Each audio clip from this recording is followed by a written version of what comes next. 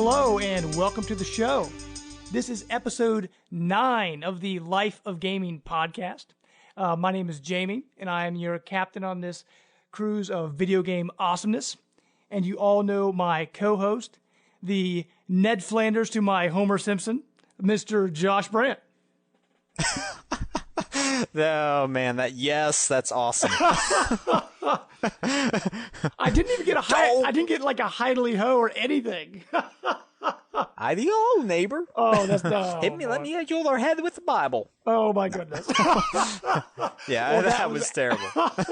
Well, Brandt, you probably heard in the news lately. The guy, Harry Shearer, the guy that is the voice of Ned Flanders, is leaving the show, which is crazy because he doesn't only do Ned Flanders. No. He does Principal Skinner. He does Mr. Burns and Smithers. Oh, by the way, I almost said the Smithers to my Mr. Burns, but I decided to change it. But I mean, he also did, he did Camp Brockman and Reverend Lovejoy. He did all of them. Wow. Isn't like just 3 people do the voices for like everyone on that show? It's a very small cast, and they do so many voices.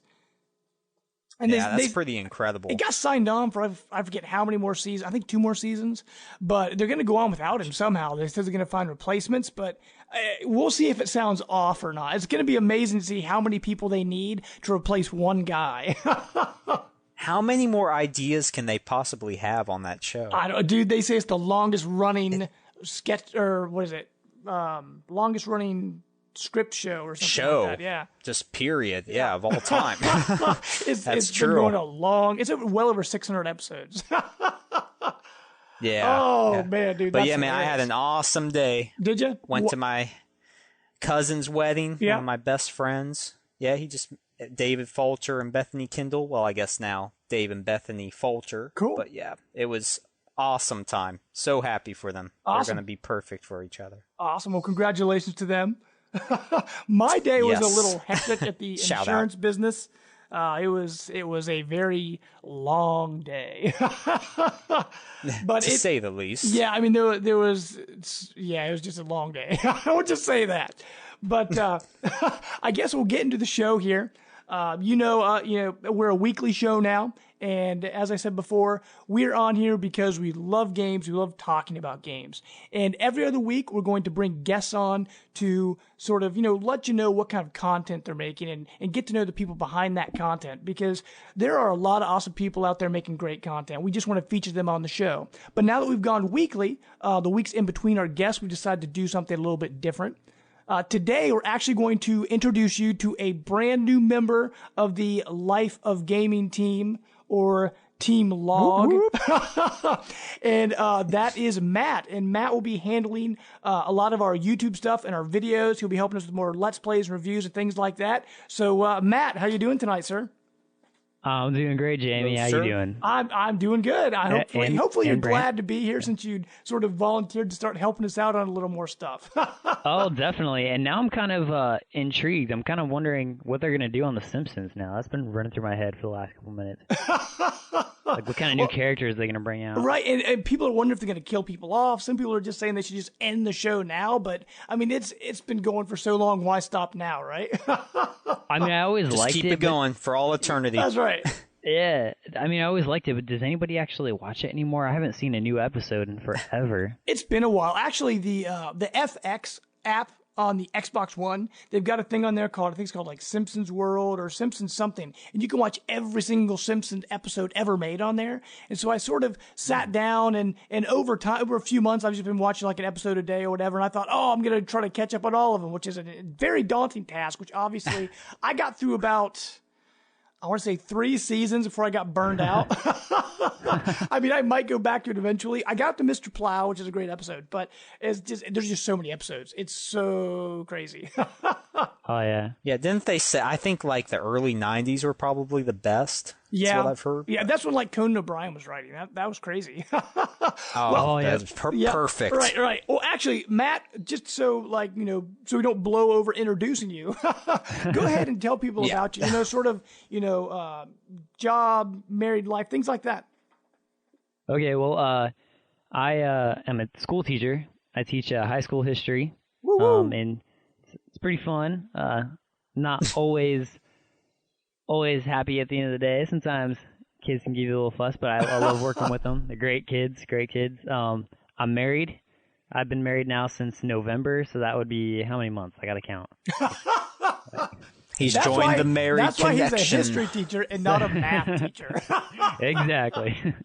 Now, I've been married for 7 months now, and very, very happy to be married. Newlywed, you might say. Still great.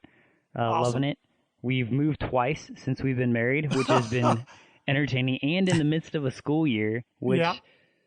For those of you who don't know what it's like to teach in the middle of a school year in your first couple of years of teaching, it's a lot of work outside of the actual classroom. Sure. And so moving twice and getting married, it's been an eventful year, but it's great. Whoa. I love it. Well, I mean, you're happy doing what you love, and that's awesome. And plus, you get like an inside video game scoop that we don't get. You get to talk to the younger audience and see what they're playing. Because I know you've told me in the past, you're talking to your students about different games. So, I mean, that could be an interesting thing to sort of talk about on the show, because you have a totally different perspective of what's going on in the gaming world than what Brant and I have. Oh, Do you have trouble with kids like trying to play their cell phones in class and stuff like that? I mean, there for a while, kids were really addicted to Clash of Clans. Like, that's the big thing now. Everybody's playing Clash of Clans on their phone. Yeah. But gotta get that Kate Upton action. I mean, I haven't had too much trouble with them in class. I usually keep them pretty occupied. But it's nice to have conversations with them about what they're playing and kind of what systems they like. I've been able to kind of see, what kids are into, and since they're the next generation, you might say, of adults that are going to be spending the most money for this stuff. Sure. I kind of feel like I get a glimpse of, which systems are popular at the time, and kind of see a little bit of the future, like which ones are going to pick up in sales and all that kind of stuff. Sure. It's only one small Does snippet. the future look dark? I mean, it's definitely, I would say it's more phone. It's more mobile. It seems like kids more and more are getting into that, for sure. Sure. Huh. But, I mean, I can see that, but the only thing is with the problem, I think, with mobile games, like, I enjoy mobile games. I love, like, Cut the Rope and stuff like that, but for me, it's just more of a distraction. Like, you don't really get that, at least for me, I'm not really getting that deep experience on a mobile where I'm getting on a home console. Yeah, definitely. I mean, that's very true. I think, though, with the kids, they're so attached to their phones, even more than we were. Like, I got a cell phone when I was 16 or 17 years old, but it was before they had smartphones. Exactly. And so we texted and everything, but like kids now are so like their life is Snapchat and Twitter and like Instagram and all these things. Like that's what they do. They go home for hours on end and they're on their phones. Yeah. And so games get associated with that. And so if they come up with some creative games, they're willing to spend, a few bucks to upgrade some things or whatever, those lovely expenses. Oh man, I'm drawing a blank. What do they call that again? Oh, the microtransactions. Yeah, microtransactions. Sure. Wow, major. Yeah, I mean, that's how they make most of their money, right there. The kids. I know. It's insane, and Minecraft is big on the phones. I've noticed that. But yeah, it's. Well, Matt, why don't you go ahead and tell our listeners a little bit about what you're going to be doing for us on the video side of things? My plan now that I'm hitting the summer is to kind of start doing some either Let's Plays of some classic games or actually get into reviews. The thing is, I'm a different kind of gamer than probably people who are going to be listening to your show a lot, in that people have now turned off the episode. Yeah. I'm through with this crap. I was born in '89. I'm a few years younger than you guys, and I loved games. I was back in the days with the Super Nintendo and the Sega Genesis, and even the original Nintendo. Sure. But I never got to own my own system until PlayStation 1. So my experience with games was like a minute and a half of my friend letting me play on their Sega. Sure, yeah. Until I finally got a PS1. So my real start in gaming was in 3D worlds and, newer types of gameplay. Sure, absolutely. Well, I guess for now, we'll sort of save that to our topic of the week. Just sort of get into more of, like where our retro gaming memories of, what we grew up on and how, like you said, how our opinions on certain things are going to be a little different. But, man, we are glad to have you on the team, especially if we can get more content. And it's going to be awesome, man. Hopefully you know what you're getting into. Yeah. He has no idea. That Brant, man, he's a real tough man. He's really gonna. He's really. At least you don't have to see my ugly face right there in your computer screen, so you're good there, man. The great big bushy beard, right? Yeah. It's growing by the minute as we speak right now. It's out of control. It can't be stopped. Oh my goodness. Well, with that, guys, we're gonna get into our news section and what we call Captain's Log.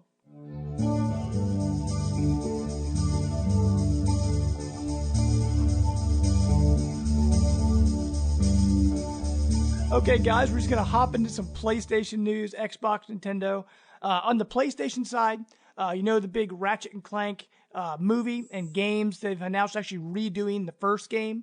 They didn't really say it's like if it's a remake or if it's sort of a reimagining, but both the movie and the game got delayed until 2016. So it's at least another year out.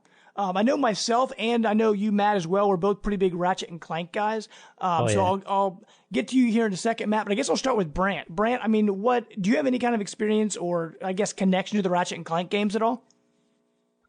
I played, I think it was a Crack in Time. Okay. I rented it at the library and I played it for like an hour maybe and it just lost my interest. I guess I'm past the stage of 3D platformers. But that game, what I liked about that series is just all the variations on weapons you can use. Sure. Like, I think that's pretty awesome how that works. And it felt really good to control.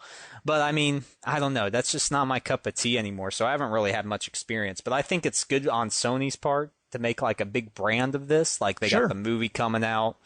And, probably have more games coming out for it. Like, have a tie-in. So that's pretty cool on their part. Oh, yeah. Oh, what about you, Matt? I know you were really looking forward to the movie. How do you feel about it getting delayed, man? That's kind of disappointing. I was looking forward to it this year, but not unexpected because I hadn't heard anything about it since that announcement trailer. Was that over a year ago or something? Yeah, it's been a while. It's been 2 years ago, something like that. And so, I mean, I figured it was going to be delayed, but as long as they're making it good, I mean, it's such a great story and game, and I remember playing with you back then. You were the one who first showed me Ratchet. Oh yeah, Clank. it was on PlayStation 3 though. It was the Ratchet and Clank Futures Tools of Destruction. Was that the that's the first one I played. Yeah, and I played that series, the Tools of Destruction, Quest for Booty, and Crack in Time. Yeah, and then I got the trilogy that came out on the PS3 and went back and played the original, and it's just like you told me back then. It's like playing a Pixar movie. Yeah. So dude, I feel like the movie will be great if they actually can do it. But. Sure, and especially the Ratchet and Clank Futures, the PlayStation 3, I guess you call it trilogy in a way. That was, for me, playing through the games, I felt like that was the high for the series. Because after that, they did All for One, which was fun, but it wasn't the same as, like, Crack in Time was such a high note for the series. Oh, definitely. Crack in Time was like a Pixar quality story. I mean, I'm not saying every Pixar movie is great or anything, but just to liken it to that, it was a great story, and it was great gameplay. I mean, Ratchet and Clank with all the different guns, and it's fun, and it was great. Yeah, and it just the addictiveness of trying to upgrade all your weapons, get so many kills with each weapon, upgrade it and get it more powerful. And yeah, dude, if you like collecting games and 3D platformers, that is probably the best series on PlayStation. Oh, by far. But yeah, that's such a good game. I mean, I'm also disappointed the movie got delayed because I think that'll be pretty cool. Of course, it's going to be in 3D and all that, but I think it will bring in more fans. So once it comes out, I think, because right now the PlayStation 4 obviously is winning and it's just shooting off like a rocket. I mean, it's past 22 million sales, but a lot of these younger generation, it's their first system, or maybe they were on Xbox last generation and they're just now getting to PlayStation with PlayStation 4. There's a lot of people that don't know what Ratchet and Clank is. And I feel like the movie might be a really good jumping off point, and sort of rebooting the series with this reimagining of the first game might bring that series back into the forefront. Yeah, it's a genius move. Yeah. I mean, I think they're trying to have like a mascot formed from this, maybe have something to identify with the PS4. So, I mean, it's a smart move on their part. With the news of Medieval coming back. Yeah. Possibly. And I know they probably won't get Jak and Daxter or Crash, but I mean, it'd be pretty awesome if they could like get this little core of, more 3D family friendly platformers going again. Yeah, because right now, looking at what PlayStation has out, they've always sort of catered toward the more mature audience, where Nintendo's kind of had the family market down. And so I feel like, PlayStation's trying to say, hey, we've got family games too, and sort of introduce that Ratchet and Clank. So I mean, right. I think the movie and the game together is going to be a pretty good combination for them.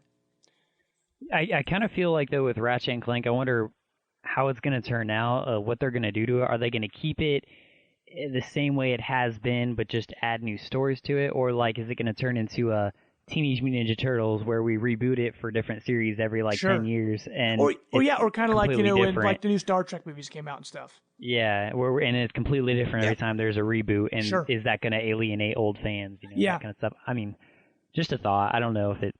Well, it probably will stay like it always has been. But, yeah. And the fans, I think, will always come back to that series.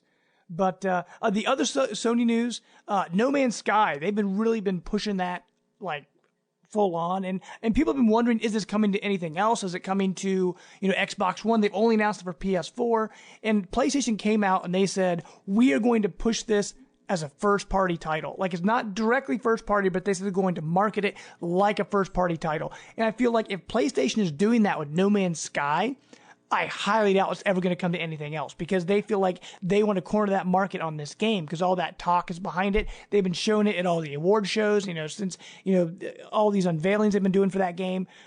Now, Brant, what do you think about No Man's Sky? For me, I mean, I think it looks interesting, but it still hasn't clicked for me yet. And I mean, you being the big PlayStation guy on here, how do you feel about No Man's Sky? Do you think that PlayStation is doing the right thing, pushing it as hard as they are?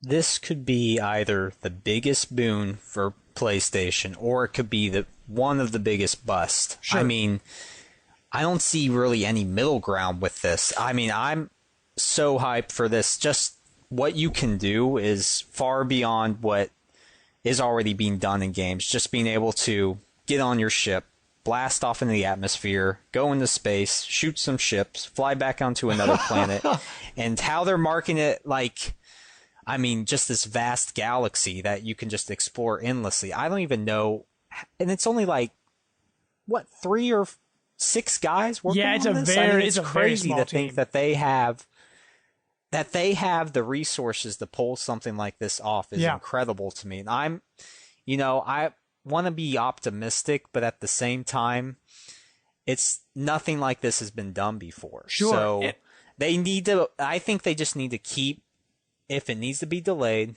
delay it and make sure it's perfect, because this needs to be flawless when it comes out. Sure. And with Sony pushing this like a first-party game, I feel like eventually, if they feel like, it's taking too long, or maybe they feel like it's not going in the right direction, with Sony putting so much on this game, I could see them kind of stepping in, maybe helping out a little bit, or, directing a little bit more. I mean, maybe they feel like that might be in their best interest.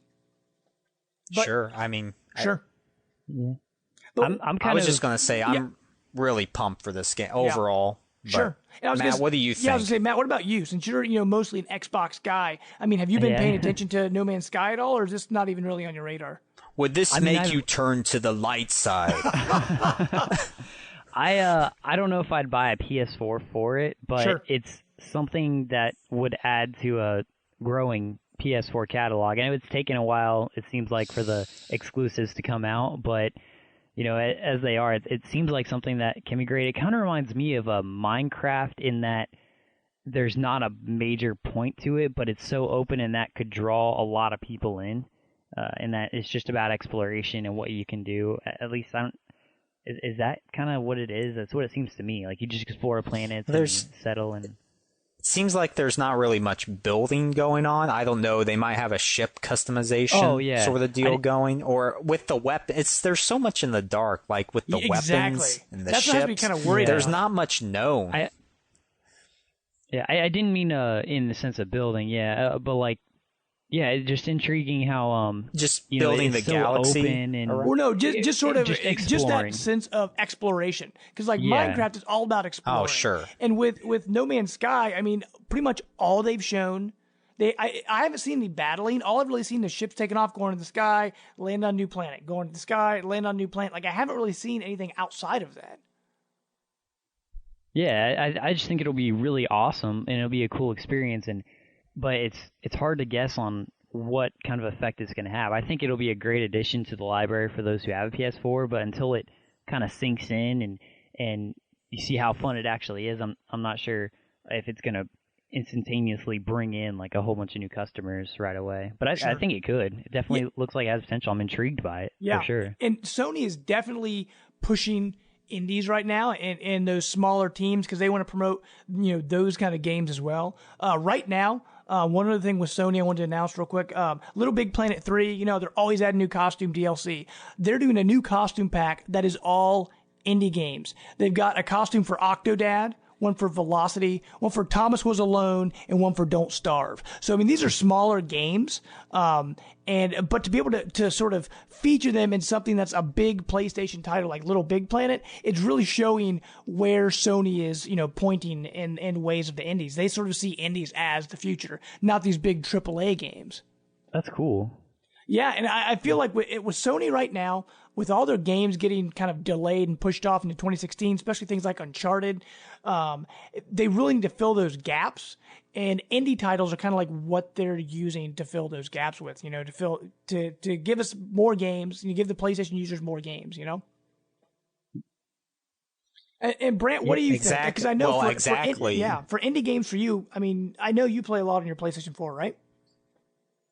Right. I was just going to say that they're, fostering this indie game movement. Mm-hmm. Lots of people are like, hey, where are all the AAA titles and blah, blah, blah.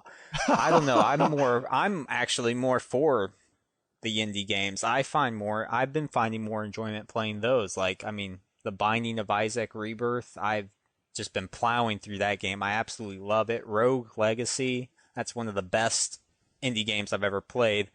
I mean, I can't get enough of it. I'm just glad Sony's picking up on that because Microsoft had that hold really strong during the 360. Oh yeah, with the Xbox Live Arcade. Things have changed around.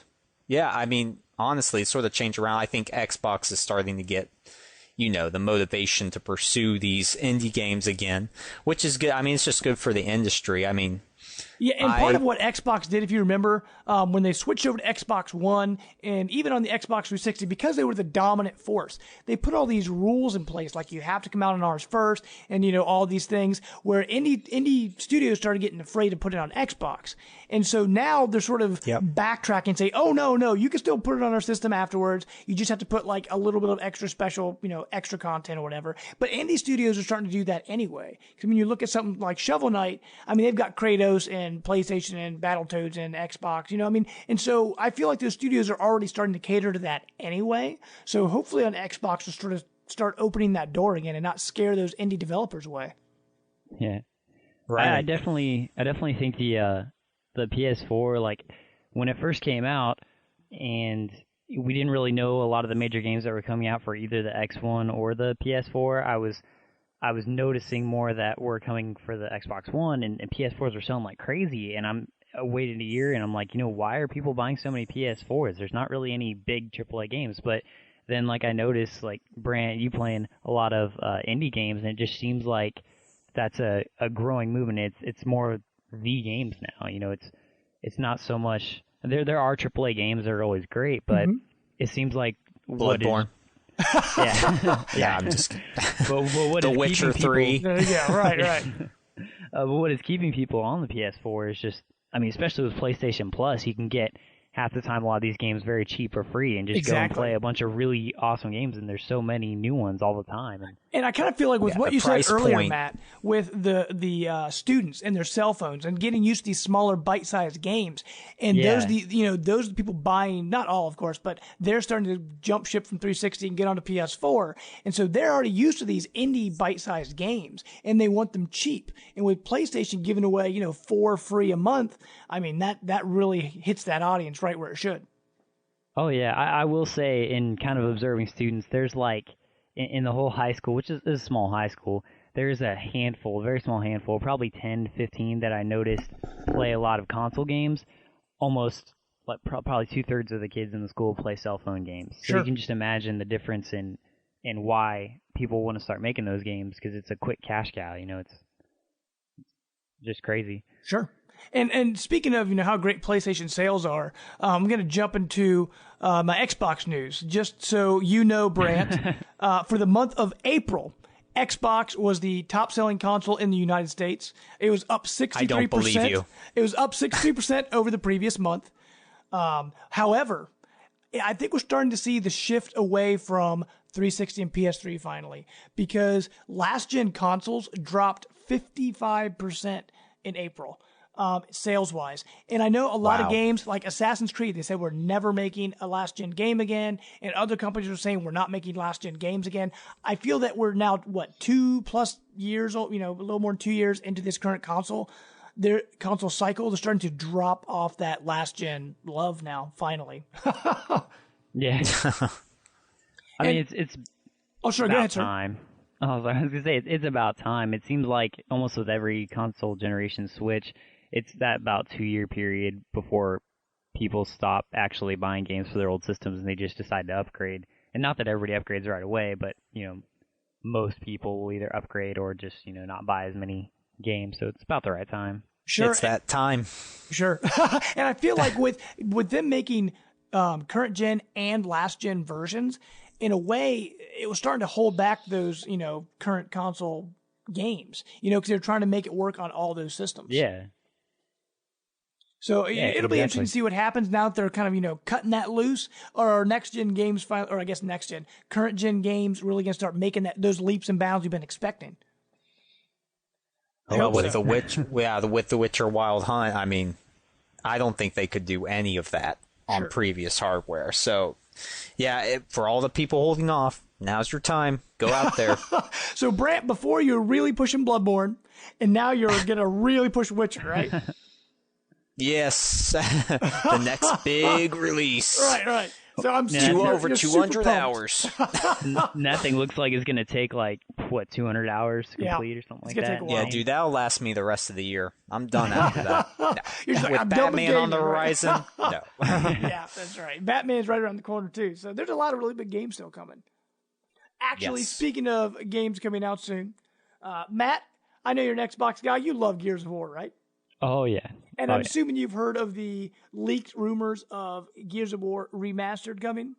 Yeah, I saw the images that leaked. And then... Well, guess what? All those people that leaked, the Gears of War testers that leaked the footage, their Xbox Live accounts have now been locked out. I heard that. What? And then yes. People that were leaking footage they weren't supposed to because they were, beta testers or whatever for this game to test it out, and they were putting footage online and they weren't supposed to. So I don't know if I'm assuming they assigned some kind of agreement saying, hey, we won't, because I'm assuming they wouldn't want that to get out. But now that it's leaked out, the beta testers that leaked it are now locked out of their Xbox accounts. That's insane. Well, Brant, since you think it's so crazy, I mean, do you think that's just too harsh? I mean, if they already signed something saying we're not going to leak it, and they leaked it, what do you think the punishment should be? Well, I guess they shouldn't do that, but I mean, honestly, I don't know. Microsoft's always been a little more stern on this type of stuff, so it's at your own risk, I guess. Right. So you'll just stick with PlayStation, so they can get all their accounts hacked and credit card numbers stolen. Oh yeah, hack my PS. Oh yeah, the PSN is actually down right now. Is it really? Oh wow. Yeah, really. The Lizard, whatever. I don't want to promote them because they're a bunch of idiots. But right. Oh man. Sorry. Go ahead, man. I was gonna say, Xbox is pretty harsh, but I don't know if they're as harsh as Nintendo. Remember, anytime anybody, originally, wasn't it Let's Play videos they were targeting when they first come around, Nintendo? They almost never let people use their properties. Sure. I mean, and Nintendo's really getting a lot of flack for that. I think they're starting to let loose a little bit. They finally know what YouTube is. They still don't know what voice chat is, but let's give them a little more time on that. But they still don't know what internet is. Right. Well, actually, speaking of voice chat and internet, we'll hop into our Nintendo news with Splatoon, because Splatoon's been in the news a lot lately because it's their first online multiplayer third-person shooter arena, I guess you would call it. And it has no voice chat. So everyone's making a big deal about that. But actually, I actually played the test fire demo, or I guess they call it a demo, is more of a beta to test the servers last weekend. And I was actually surprised. When you pick it up, you're like, oh, it's just okay. But after you play a little bit, and they put them in those little hour chunks, as soon as that time was up, you're like, I want to keep playing. So you had to wait till that next hour rolled around and play again. And they're actually doing another test fire demo server test on Saturday, May 23rd at 3 p.m. Eastern. And Matt, I know you didn't get a chance to get into that test fire demo before, so I'm assuming you're really looking forward to this one. Oh yeah, I was really busy last weekend, but I'm super excited to get into it. I pre-ordered that game, pre-ordered an amiibo, getting this amiibo craze. Yeah, that's right. And it's, we can't go a Life of Gaming show without talking about amiibo at least once. Exactly. But Brant, for you, I know that you were saying that Splatoon is actually a game that that's a game that's actually piqued your interest for the Wii U. Sure. So absolutely. I wouldn't say it's a system seller, but that would be a game I would get if I had a Wii U, just because Eli loves those type of games. Yeah. And honestly, it was a blast to play. Oh, I'm kind of glad though that I know I'm one of the minority here, but I'm kind of glad they're not focusing on voice chat, because if you really think about it, the people that are going to be playing this game are probably mostly younger, and I kind of don't feel like having a lot of younger kids. You know what comes with that on online play. the bad experience when there's chat. Yeah, when you get this chat, little, hey, I'm going to shoot you with my gun. Yeah. Brent, promise our audience you will never do that again. They have already left the building. That's right. Oh, man. But I definitely feel like it can get away with the whole, this is a very, very distant connection here, but like Journey from PlayStation, in that you don't have to talk to the person to still enjoy the multiplayer experience. Sure, but with Journey, on that hand, though, Journey was more of a single-player game where someone could come out and kind of help you, but it wasn't like necessary to complete the game. Where with Splatoon, it is all team-based shooter. And I loved playing. I thought it was so much fun. I loved playing it. And honestly, with it, playing through the demos, there were times where I was playing with my team and we were, knocked out of the park. We were rocking it. And there were other times where I'd play, and no matter how well I was playing, we would get stomped because people were just sort of all doing their own thing. No one was working as a team. We weren't coordinating at all, and that really made a big difference for people that sort of knew what they were doing and sort of kind of worked as a team without actually saying, let's work as a team. Because the problem with the demo, every time you play a match, it randomly throws you in with people, and it then, it'll mix all the teams up. So you never really know who you're going to be with. How did it run for you, man? Did it lag at all? No, it was super smooth. I only had some people I know, Mark over on the Warp Whistle, he had a very bad experience. He was not happy. He had a lot of disconnects. He had a very hard time getting into games. And I don't know what the reason for that was, but for me personally, I had, like I said, I played, each one of the times. I had one disconnect, and it was at the very beginning of, toward the end of the last day. I had one disconnect toward the end, but every other game ran super smooth. I never had a problem. Well, good. Yeah, so we'll see. I mean, we'll see what happens. I really enjoyed it, and I'm looking for more. The only thing is, I'm kind of worried about how much content's going to be in it.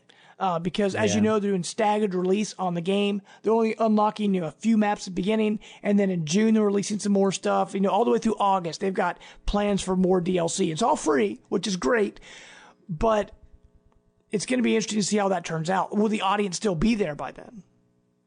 I feel like if their ambitions come through and that they want it to be a replacement to the online multiplayer shooters and like a Mario Kart for shooters kind of thing, in that it's family friendly, then audience will still be there. And I kind of don't mind the release as far as releasing new content every little while, because it helps them get their servers right. I guess it'd be better than having a Halo Master Chief Collection thing happen, to where, because we all know how Nintendo is with their network, and, right. Having all these maps and then having it mess up so much. Sure, and and people keep saying, why are they only doing these hour chunks? They leave it open all the time. Well, the reason I think they did that, if you look at the total sales of Wii U, it's like, 9.5 million right now. If they really want to stress these servers to the full capacity possible, put it in a very small window. Because if you put it in that very small window, you know every single person that wants to play is going to play in that window. Because if they would have had it open for as long as they wanted, people would be on and off all over, all the time. No, they wouldn't really fully stress test this server. But by doing it in these little windows, it allowed them to say, okay, if you want to play it now. And so it really pushed those servers to the limits. Because otherwise, I don't think they would have gotten a very fair stress test on their servers otherwise, just because the user base isn't there. That's true. I mean, at least that was my logic behind it. I mean, because I'm thinking, why else would they do that? Because it forces people to play in these little windows, these little pockets, and so there'll be a lot of people playing at one time that way. Yeah, I could see that. Sure. And I mean, I really enjoyed it. It was a good time. And I know you'd mentioned you were picking up a Splatoon amiibo. I'm doing the same as well. But just to mention amiibos real quick, and then we'll drop it for Brant. The Silver Mario amiibo that has been this what do you want to call it? Loch Ness Monster or, Bigfoot that people said is going to happen. They actually announced it. It is going to happen. It is coming out May 29th. So it's coming out with the other amiibo. It's not going to be store exclusive like the Gold Mario was to Walmart. So hopefully people can find them. So we'll see about that. But yeah, May 29th is going to be normal amiibo cost. So if you're an amiibo hunter, make sure to check out that day while you're picking up your copy of Splatoon because it comes out the same day. Can you pre-order that from James. GameStop or anything? What's up, Brant? No, when are they coming out with the salmon colored Mario? That's all I care about. Or like the plaid Luigi. Right. Yeah.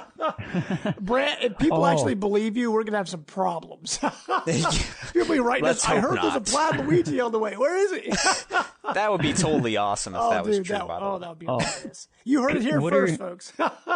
This is kind of an off question, but what is the craziest maybe you could realistically see Nintendo coming out with? Like, I would say like maybe Cat Mario or something like that, but like, what's something you can think Nintendo might really come out with that's an altered version of a character?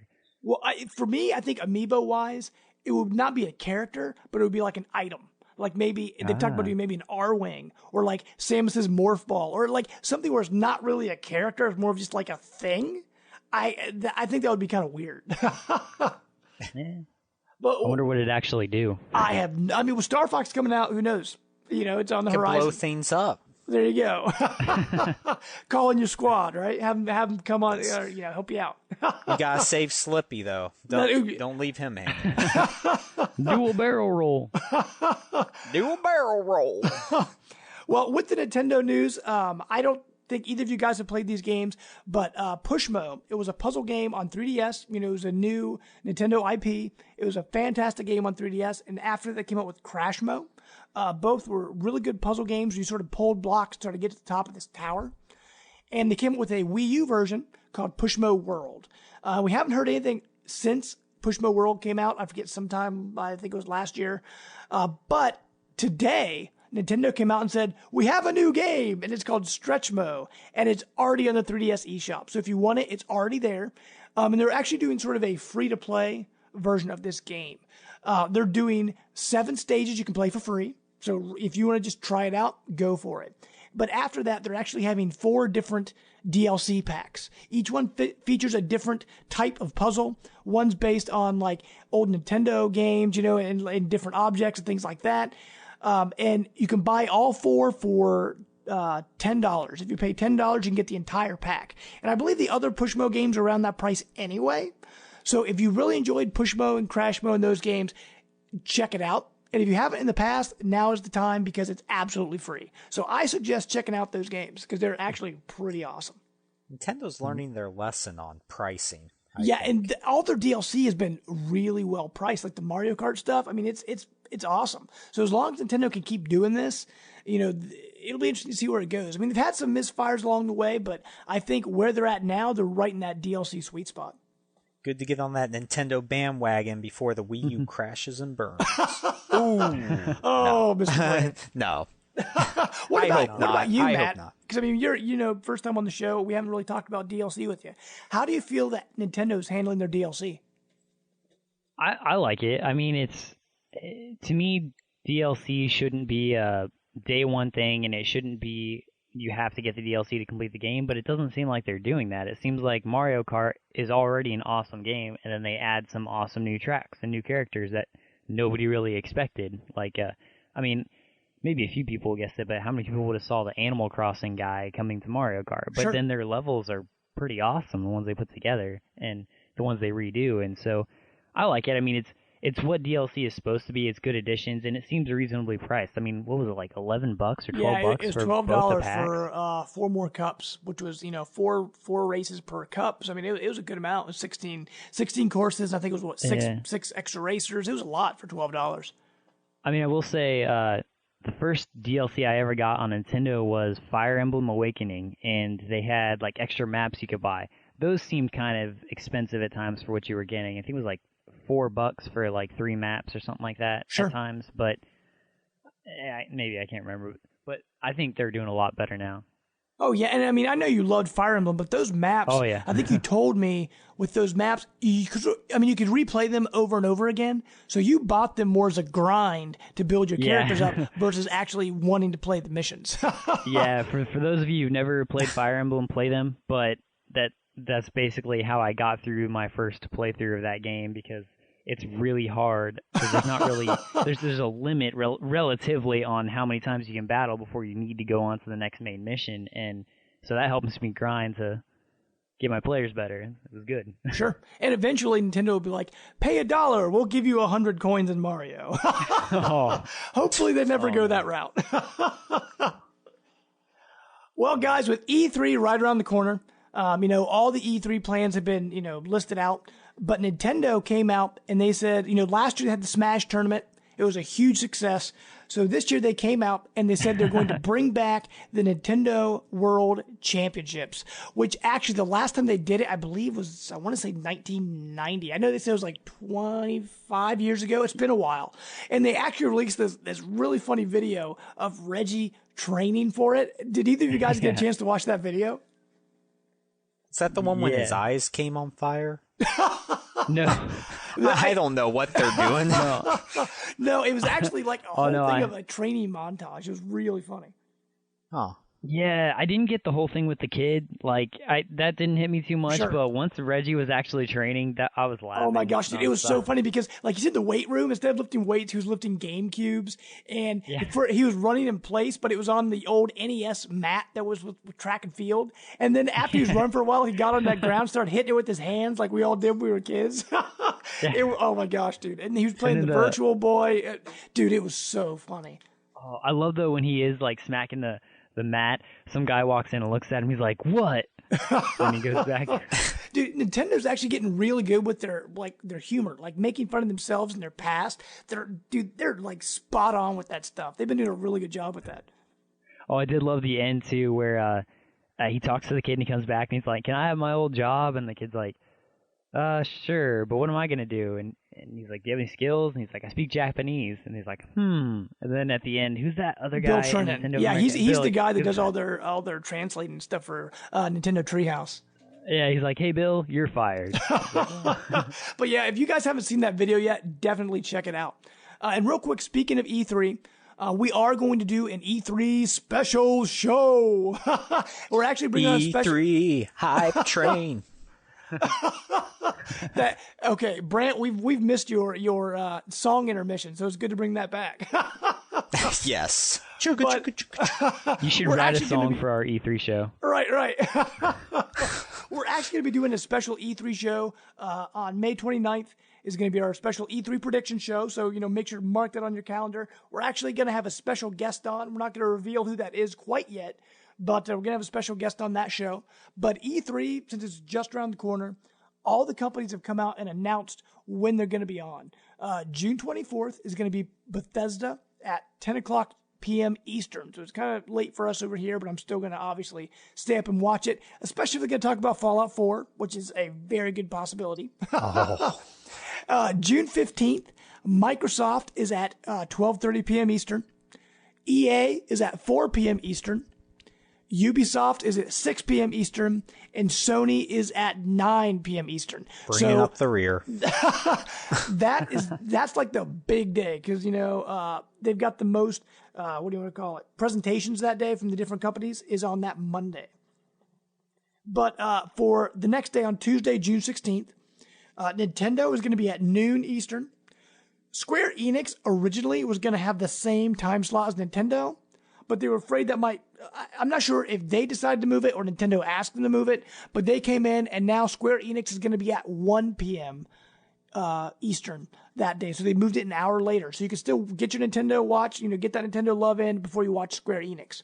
And for the first time this year, they're going to have a special PC exclusive game type stuff on 8 p.m. Eastern on that Tuesday. So they are doing more presentations than they've ever done before. So if you love E3, if you feel like E3 is your second Christmas, then you absolutely have to check out take the whole week off. Why not? Now, just sit and watch E3.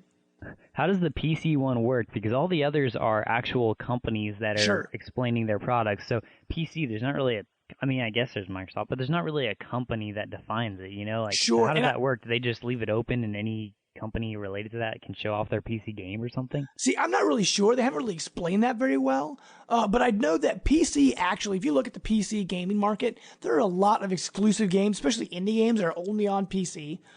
So it'll be interesting to see what they do. Maybe, I don't know if it'll be any kind of hardware related stuff, like Alienware or, maybe, video card manufacturers or who knows what it could be. I mean, it's sort of up in the air right now. So I'm kind of interested to see what's going to be on that show. Yeah. But with that, guys, that is, getting through our news. So from here on out, we're going to get into our bargain part of our news section called My Two Cents. Real quick, just to throw some deals out there for you guys. PlayStation, right now, over on Amazon, for $400, you can get a PS4 with The Last of Us and The Order, but The Order is actually the special collector's edition that came with the statue and all that extra stuff. So you can get The Last of Us, or The Order collector's edition, plus The Last of Us, and a PS4 for $400. So that's pretty good. On the Xbox side of things, if you're looking for a system, there's a couple different places you can go. Over on Dell, which is kind of, an odd place to go for video games, but over on Dell for $380, you can get an Xbox One with the Master Chief Collection and State of Decay. Plus, they'll give you a $100 gift card to spend on the Dell shop on top of all that. And that's all for $380. So, if you shop on Dell for PC stuff and things like that, you can check that out. So that's a pretty good deal. Technically, if you think of that $100 gift card, it's kind of like getting your Xbox One with Master Chief and State of Decay for like $280. So that's actually a really good deal.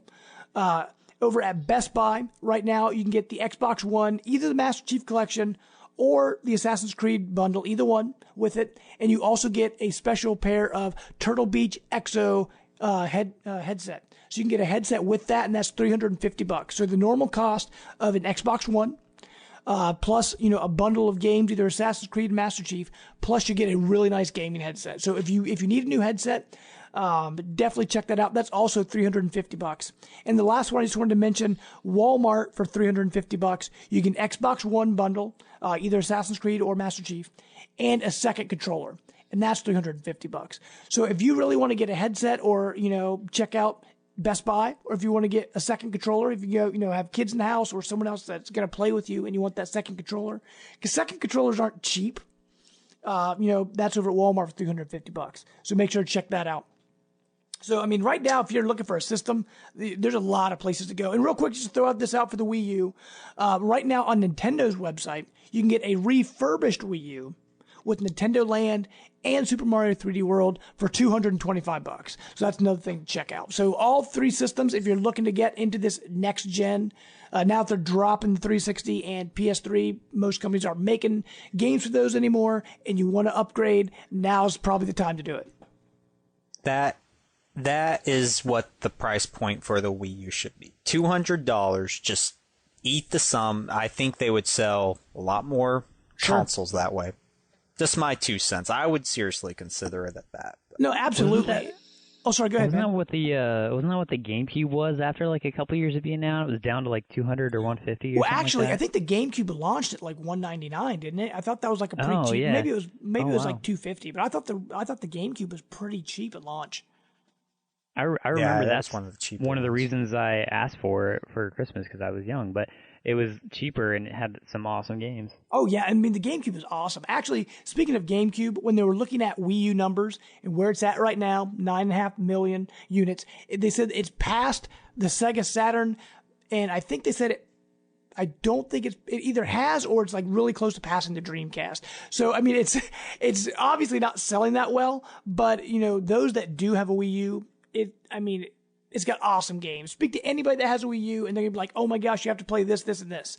But it's gonna be one of those consoles, kind of like the GameCube. I feel it's gonna get overlooked in the end, and eventually people will come back to it. So it's gonna be interesting to see this NX if it's backwards compatible or not. Because if Hey, it it is is, selling better. It is selling better than the Ouya. that is true, sir. Everything sells. Dude, a toothbrush would sell better than the Ouya. Oh, dude. I have 2 cents to add to this. Sure, go for it, Right sir. now, through the weekend, there is a PSN flash sale that just started, and if hopefully they have the network backup. Stupid lizard people. But they have games like Ni no Kuni for like $5, which that is such a phenomenal Japanese RPG. They have BioShock, and all these games are $5 or less. BioShock, Little Big Planet, Splinter Cells, The Walking Deads. They have those on all systems. The Wolf Among Us. I mean, just you gotta look at the whole list. But it's Terraria. But yeah, it's a really good deal. So hopefully they have that up again so you can purchase some of those games. Awesome. And I actually know over on Xbox One with Gold, I heard that I think Destiny is like half off right now. So if you really want to check out Destiny, I think they have it on there for like $30. But I think it ends either today or tomorrow. So if you're hearing this, try to hop on that and check it out. What about you, Matt? Do you know of any other special sales going on right now? Not any sales really. I checked on Nintendo earlier, but nothing really stood out to me that. Sure. And I know with but Nintendo, it's hard to find anything on ask. sale. Yeah, I was gonna ask, Josh, on PS4 is Goat Simulator on that? Let me check here. That's a big system seller right there. Dude, That is the game right there. That came out for X1 a couple months ago or something. Actually, like that? I don't think that game is out for PlayStation. Okay. I tried it out. That might be for man, it is PS so Vita, fun. actually. I think they have like a zombie one. There's like I don't know. They have a scapegoat, too. I don't think that's the right game, sir. Yeah. No. Not that this is an amazing game or anything, but if you just want to kill some time and watch some really goofy stuff happen, I highly suggest that game. Well, there you go. A Matt suggestion straight to your face. Boom. That's right. Well, with that, guys, real quick, we're going to get into a section that we like to call Time Logged.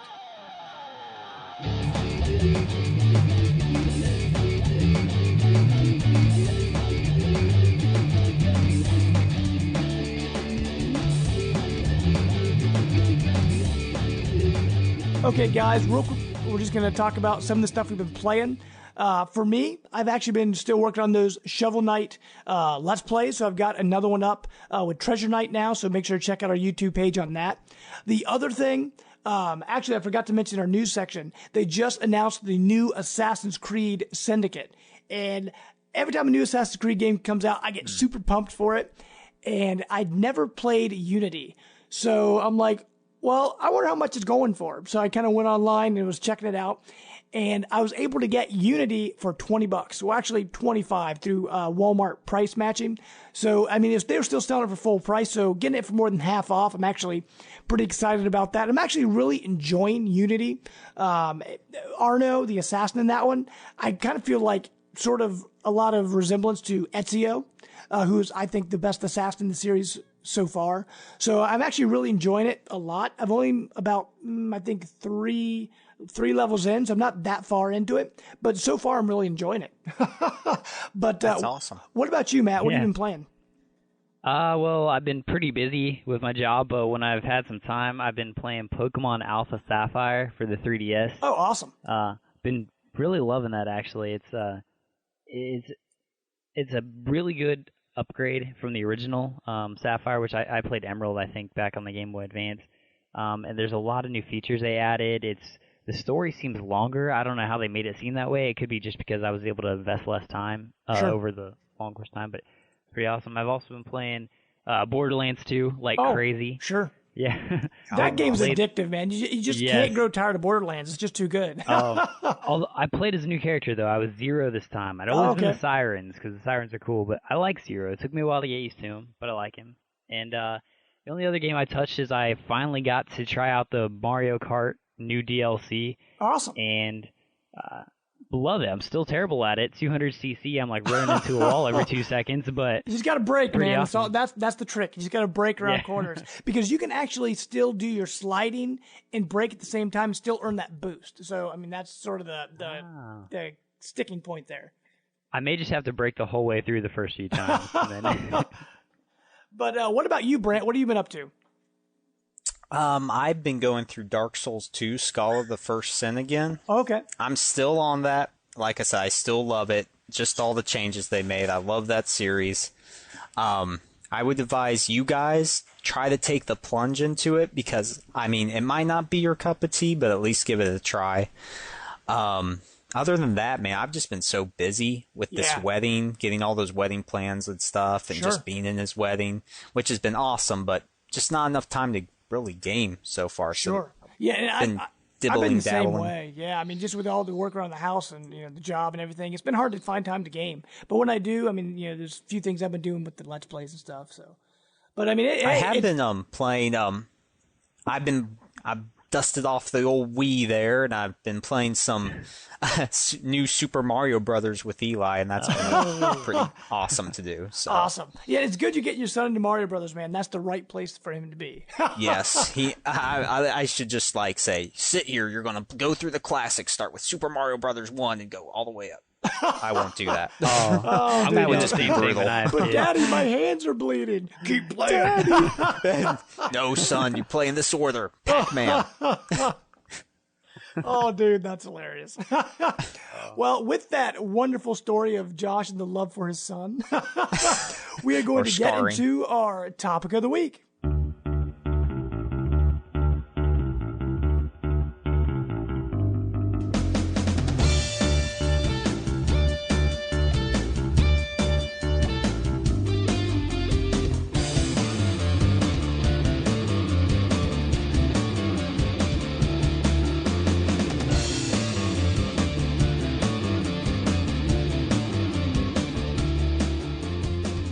Okay, guys, our topic of the week this week, as I mentioned in past episodes, these ones in between our guests are going to sort of be to allow you guys to get to know us a little bit better. And our topic of the week this week is going to be our retro gaming memories, sort of what got us started in gaming. As Matt was mentioning earlier, he started with the PlayStation, where I know Brant and I would start a little bit younger. So real quick, I'm just going to sort of go through the systems here. I guess, Brant, have you had any kind of experience with like the Atari or ColecoVision or anything like that? Yes, I actually had the Atari 2600, I think it was, and I had E.T. Oh, wow. I had considered what was the worst game of all time. But honestly, it wasn't. At the time, I was just so happy to have this thing to play. I mean, I didn't understand why I was falling into holes and doing all that stuff, but I just thought it was so awesome. I had, I think, a Star Wars Empire Strikes Back for that, too, because there were these blobs that looked like AT-ATs, but then you just zoom past them, just try to shoot them up. And I had Pitfall and Adventure, some pretty good classics there. But yeah, I mean, it was pretty awesome that my parents got that for me when I was that young. Oh, yeah, absolutely. I mean, for me, I actually did play like Atari and ColecoVision, things like that, but it was much later. I actually started gaming on the NES, And for me, mine was a little bit different reason for starting the game. When I was born, I was actually born prematurely, and the doctors were worried about different things for me. And one of the things they said about me, they said, we have to work on his hand-eye coordination. They told my parents, find a way for him to work on his hand-eye coordination. And so my uncle goes out and bought me an NES, the one that came with Super Mario Brothers and Duck Hunt. That is a great gift. And that's what got me started to game, man. For medical reasons, I can say I game. So I have to do it. That's right. I have to. The doctor says. Subscribed it. But for the Atari and ColecoVision, for me though, my neighbor across the street when I was growing up, he actually had one, an Atari and ColecoVision, and so I actually went back and started playing those games. He had really awful games for it though. He kind of had like the Smurfs, and he had this game called Miner 2049er. Like there were like these really off the wall games, but it was definitely different going back from having that D-pad and 2 buttons to just having like a stick with 1 button. Yeah, definitely exactly. made a difference. What about you, Matt? I mean, because for you, what about your experience with the NES? When did that start? Oh, I mean, I never had my own NES or anything, but I had various cousins who had them. I had a couple cousins who had it, and the first game I ever touched was Super Mario Brothers 3. It was the first game I ever played in my life. And, that one, from what I hear, a lot of people, that's their favorite Mario ever. So for me to start with that, it's all downhill from there, pretty much. That's right. But I mean, yeah. Duck Hunt was great. I got to play it a couple times. It was always short experiences, though. For most people who played those games, Mario became a game of collecting, but for me, it was like, get to the end, because in a minute and a half, somebody else was going to take the controller back from me. So. That's right. Oh man, growing up, man, when you had to share that game console, you had your friends over, like say your cousins or whatever. You're right. It's like, okay, you died, pass the controller. Okay, you played longer than this time, pass the controller. And so you didn't have that time to really focus. Well, we come from a dark age of gaming. That's right. But to us, it was like the ultimate experience. Like I always remember one. Can I go over to James' house? I just want to go there. He has the newest system. I gotta go there. Come on. And dude, I remember going over to friends' houses who had NESs who had totally different games than I did. It's like Mega Man. Like I never owned Mega Man growing up, but it was a game that nowadays I look back, I'm like, Mega Man was awesome. But I just remember like sitting in like friends' basements playing Mega Man, like the first Mega Man, and having no idea what it was. And Mega Man is still today, people say it's a very difficult game. And as the first one's not so bad, but as you go up in numbers in Mega Man, they really start picking up the difficulty. Yeah, no doubt.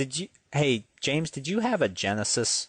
I did, actually. I actually had a Genesis. You did? Okay. I did. I had a Genesis. Because I remember I was always the Sega guy, That's and right. I always wanted to come to your house to play the NES or SNES. And, Right. Yep. Well, for me, I can't remember where the Genesis came from, honestly, because I had it, and I think my brother and I probably got it for a Christmas gift one year. And so for me, the Genesis, I always just remembered having it. But the SNES, I actually got a lot later. One day, my parents just came home with this. It was like just a cardboard box, and they handed it to me and like, look, we found it at a garage sale. And I opened it up and it was a Super Nintendo. I was like, what? It had Super Mario World, Super Mario RPG. It had The Tick. Do you remember the cartoon, The Tick on Fox? Yes. It had that game. I'm trying to remember what all the games it had, but yeah, so my SNES came a lot later, but I still got to experience a lot of awesome games on it. But Brant, I just remember going over to your house playing Genesis because we always played Toe Jam and Earl. Toe Jam and Earl was like our go-to game because remember you had the poster on your wall.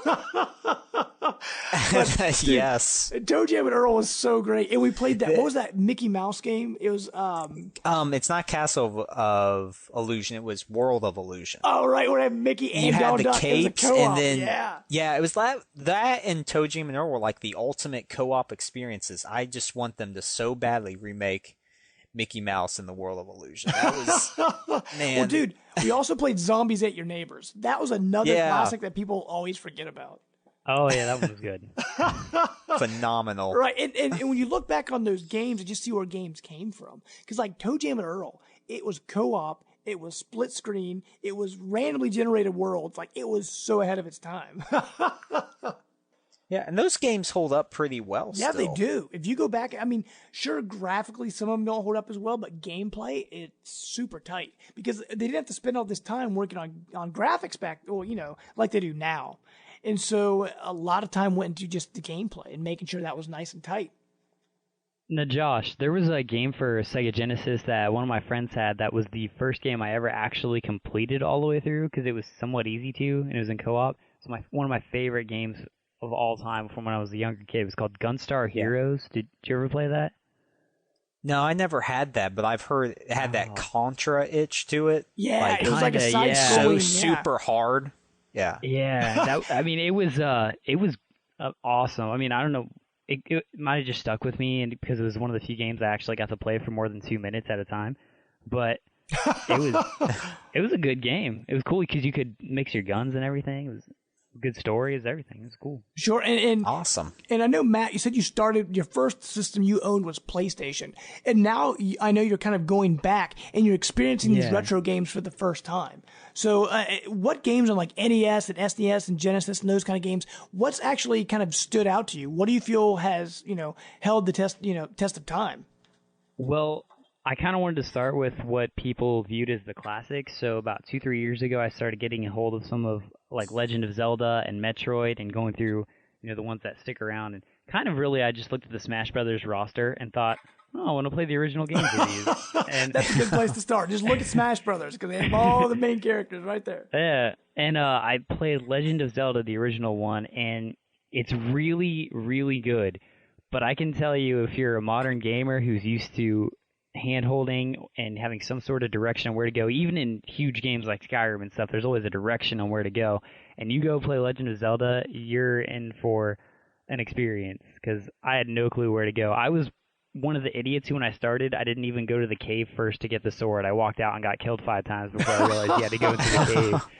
And then you don't even know where to go. But once you get into it, it was really good. It took me a while to get through, and I only beat it through the magic of game saves, but I did it. It's like the Dark Souls of Zelda. No, that's the other way around. Dark Soul, the original Zelda is.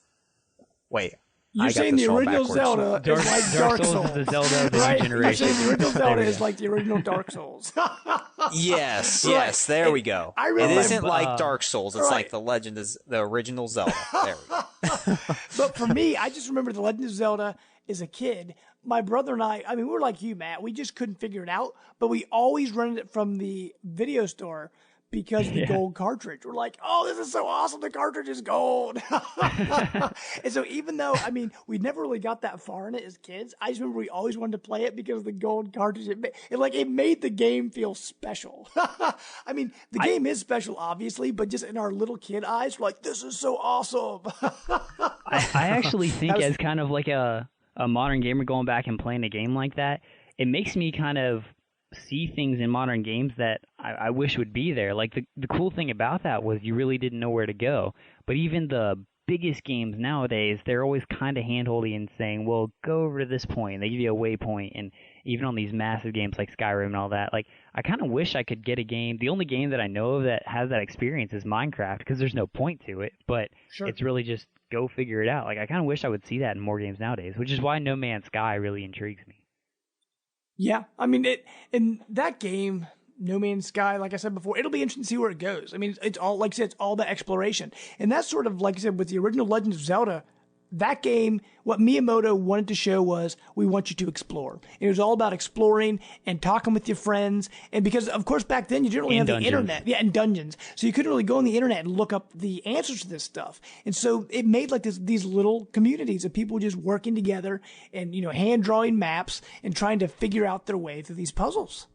I will say it was pretty ridiculously frustrating when I was like trying to get some items and stuff, and it's like, oh, go to this random place on this huge map, and there's this one tree, and you got to drop a bomb on it, and it and then there was like a Lost Woods, and you had to like read the sign all the way on the other side of the map in order to like the world in order to know which direction to go in the Lost Woods. Right. But it was cool at the same time though. Like it was frustrating, but it was good once you figured it out. Like, it's crazy the evolution of Zelda. Like it started as like this really obtuse exploration game, and then with the latest iteration, it's like almost, I don't know, straightforward in a way, which they sort of got away from that route. It's become more of an action game with light puzzle solving, where, like you said before, it was more just about exploring. And I mean, I understand. And then with the new Wii U Zelda, well, it's supposed to be Wii U Zelda, but we can get to that later. But, with the whole NX thing. But with that one, they're trying to get back to that open world feel of, hey, let's just explore.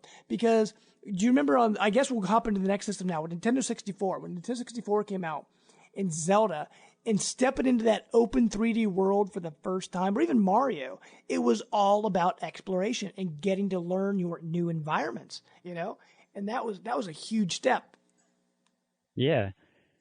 And I mean, sure, go ahead, Matt. I was gonna say, yeah, that's kind of what made it great. Even like my favorite Zelda to this day, since first playing Zelda for the first time 3 years ago as an adult, over 20 years or whatever after it came out, I've played 14 of the Zeldas, I think.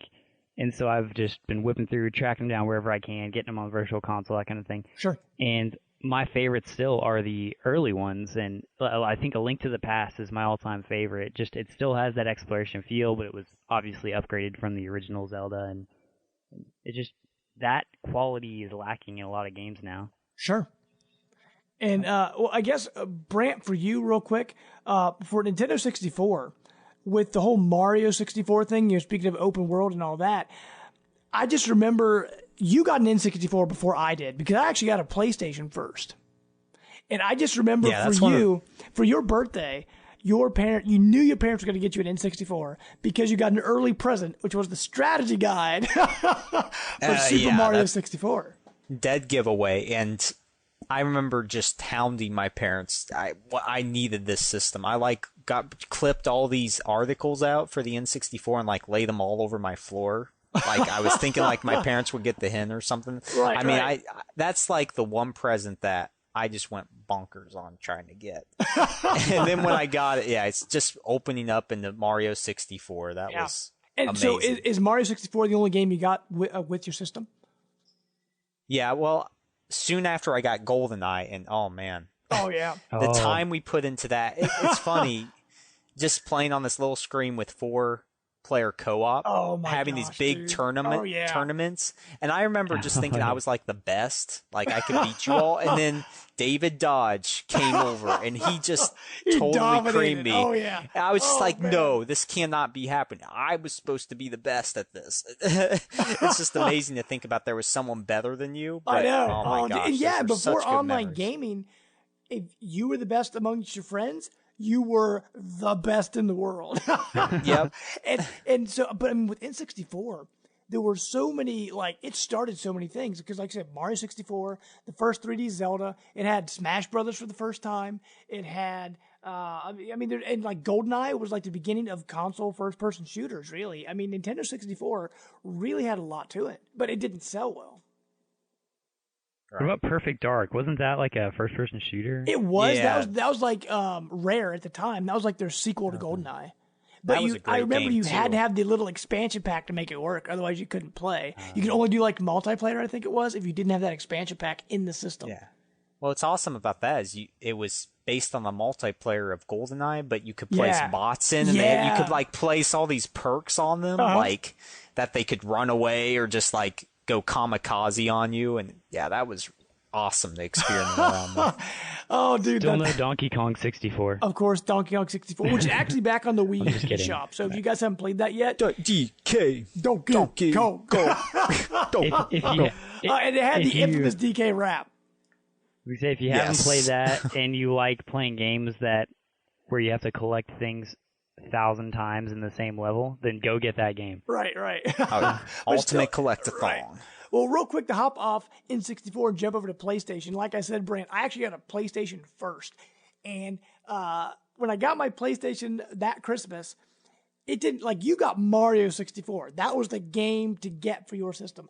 And when I got my PlayStation, the pack-in game for that was Battle Arena Toshinden. So you got what Mario is that? 64, I don't even remember what that You got is. Mario 64, and I got a fighting game. Like, and they actually make 3D? like a few of those. Yeah, 3D fighting game, yeah. Okay. And it was kind of very reminiscent. Well, I mean, like you said, it's on 3D planes. You can go forward and back and fight on platforms and stuff. Kind of like Virtua Fighter and the games that were big back then. So, I mean, I think you kind of won on that one. Yeah. Although eventually I did the get theme Crash you'll Bandicoot. see. Well, No, sure, go for it, man. no, I was just going to say the theme you'll see is that the Super Nintendo / Genesis games age really well, but then like the 3D games of like the PS1 and Saturn and things like that just aren't that good at all. N64 don't age well at all. Yeah, I mean, I had when I got my PS1, it was for Christmas. It was the first system home console I ever owned, and I got this demo disc, and it had like a Bloody Roar demo on it, and it had Crash Bandicoot, which actually got me into that, one of the best series I ever played. But I went back and actually popped that in not too long ago, a few years ago, and it looked like a square as the face. Oh, yeah. Like I couldn't. It Or was Final all Fantasy VII. diamonds and squares, man. Oh, dude, it just going back on that, it's so rough. It like you said, Brant, you can go back to NES and SNES because it has that classic feel to it. But trying to go back to a Nintendo 64 or PlayStation game, it's pretty brutal. It's pretty bad. Do you guys remember the game Gex, where you're like a little the gecko lizard, or something or like the that, gecko, and they're like Enter the ghosts? Lizard or whatever. Yeah. I actually and, played it on PC, believe it or not. Oh, it was on PC. Yep, I actually played Gex through PC. But it was a fun game. But also with PlayStation and N64 is very experimental because they had things like the first-person shooters for the first time on console. They had some real-time strategy games. They had like anything and everything out there. It also introduced the party games, so things like Mario Party for the first time. I mean, it was.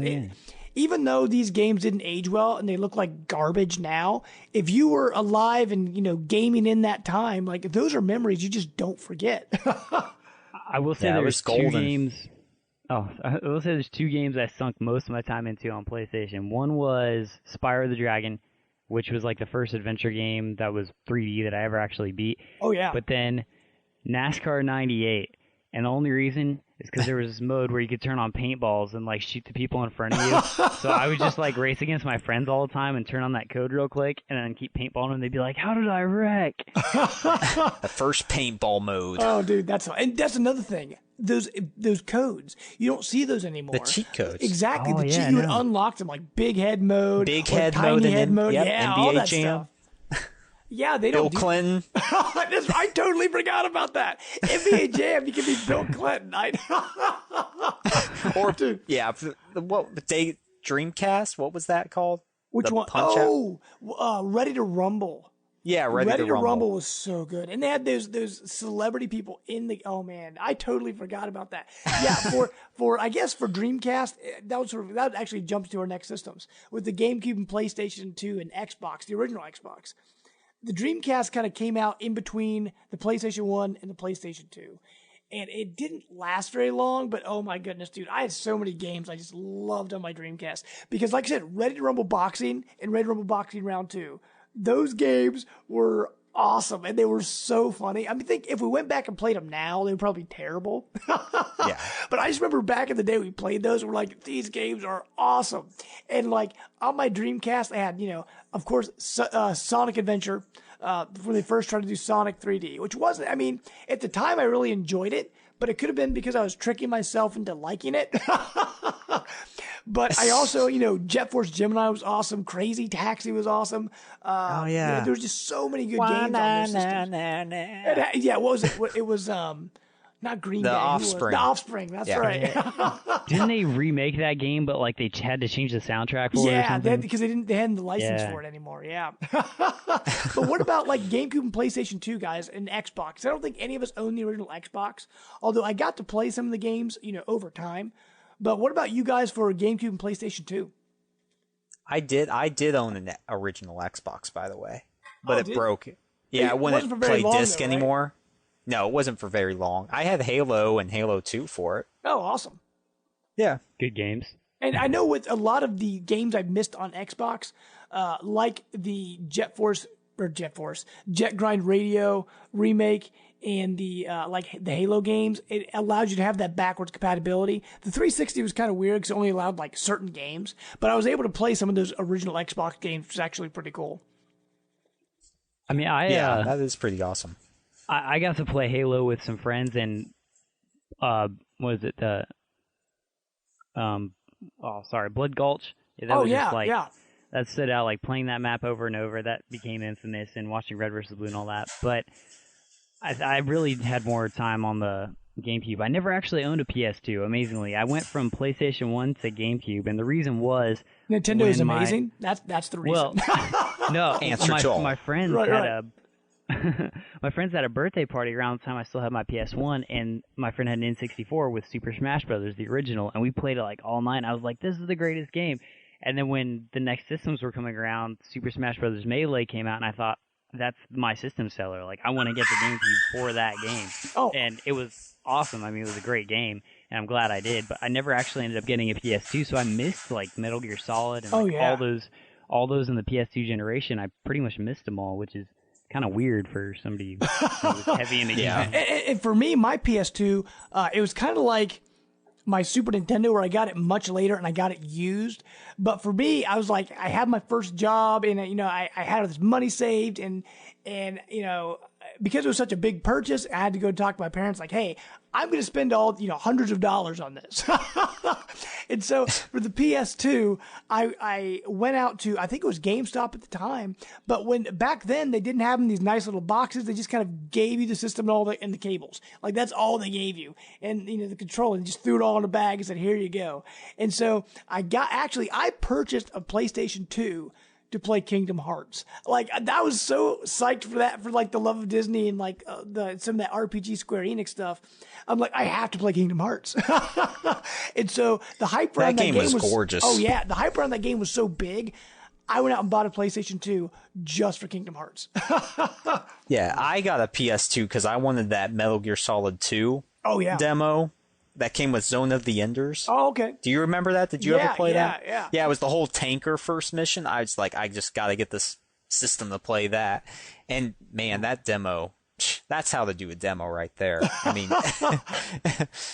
just that you played like the whole first part of that game, and then you just have the ice bucket there. You shoot that, the ice cubes fall out. Then they would actually melt in front of you, which on Podcast Beyond, they were talking about that. I'm like, oh yeah, man, just the little touches that Kojima put into those games. Yeah, and being on PS2 especially, like, you just don't expect that kind of stuff. Yeah. So, which is awesome. And a lot of, that's why people I think are still sticking with Nintendo, because if you notice Nintendo games, they do all these like little random small things you'd never notice in a million years unless you're really paying attention to it. A lot of people give the GameCube a lot of flack to say that the third-party games were terrible, or there just weren't a whole lot of them, which there probably wasn't. But as a young kid who didn't really know any better, I played mostly third-party games. I actually didn't play Luigi's Mansion or Mario Sunshine or any of those until recently. I had like Lord of the Rings games, which I know were movies and probably horrible, but I enjoyed them. But the best one ever, which I played with you recently, Jamie, Dave Mirra 2. Oh, yeah. Oh, dude, those biking game. Those BMX games, and oh, yeah. But what made it great was that wipeout mode where you could, like, wreck and grab onto a car and your body was, like, all flailing around. That's right. Well, for me, for the GameCube, that was the system I got at launch. That was the only system I got at launch that generation. And I remember all my friends at school made fun of me because I got the purple GameCube. So I got they're all getting these awesome PS2s, and I got this purple GameCube with Luigi's Mansion. Dude, you could drop that from a roof and I still have my GameCube. It's underneath my TV, still works great. And the GameCube had a lot of awesome games. And I kind of feel like right now what the Wii U's doing is sort of what the GameCube did. It had to rely on a lot of first-party stuff. I mean, they had third-party back then, but it was more about first-party. Like, now it's all first-party, obviously. But on GameCube, man, like you said, Mario Sunshine, Luigi's Mansion, like Eternal Darkness, like there were a lot of really awesome... Star Fox Adventures? Yeah, actually, Star Fox Adventures gets a lot of flack. I still really enjoy that one. That was, by Rare. But, so yeah, there were a lot of really good GameCube games. Even Resident Evil 4 was exclusive to the Eternal GameCube. Darkness. Yeah. Yeah. I mean, there was a lot of really awesome GameCube games out there.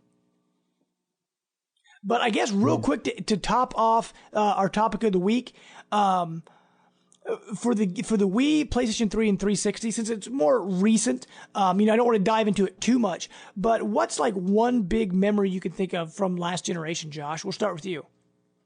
I would say it came later in the PS3, but playing The Last of Us for the first time. Okay. I mean, that was the pinnacle of gaming for me, playing that game. And the first opening part of that game, that's probably the first time I shed some tears. I'm not going to spoil anything for all those that haven't played it, but man, what a game.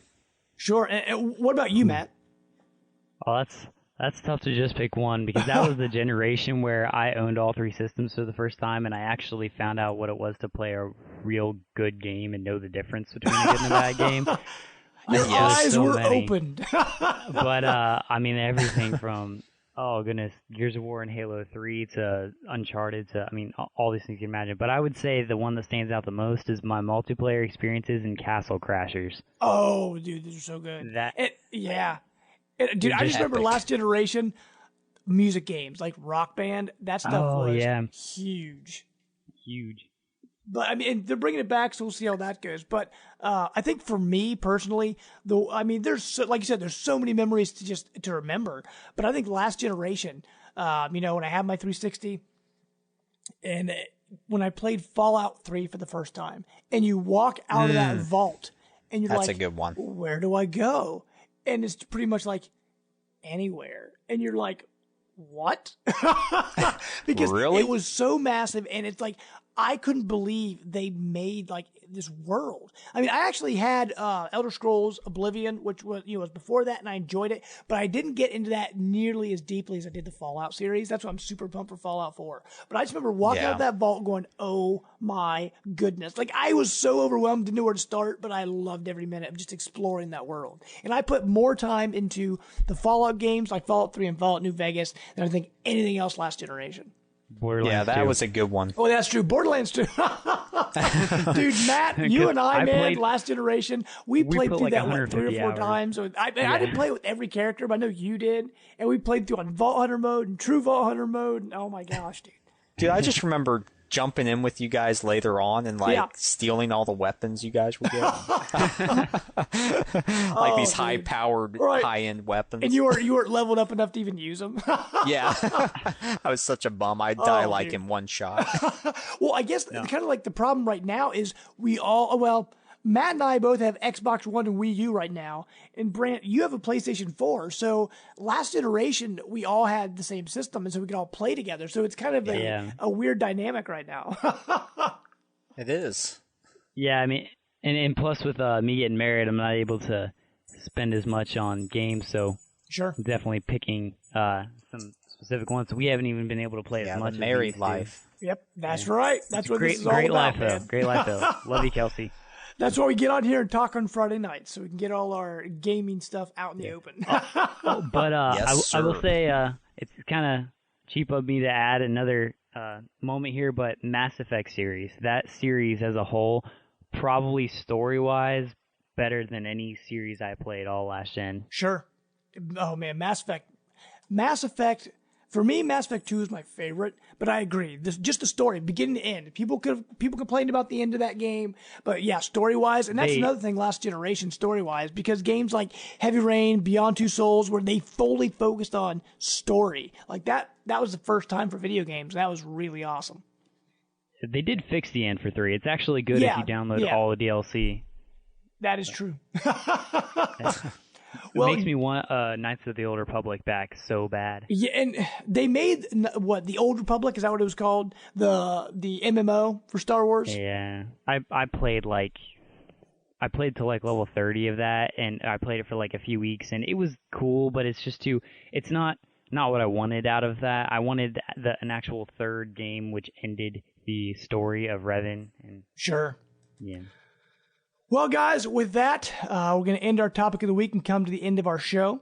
Hopefully you enjoyed the show today and, listen to sort of where we've been in gaming and hopefully come in, tune in to listen to see where we're going and what we think about the future of gaming. As we said before, Matt's joining our team to help us out on the video side of things. So hopefully, Matt, you're happy to be here.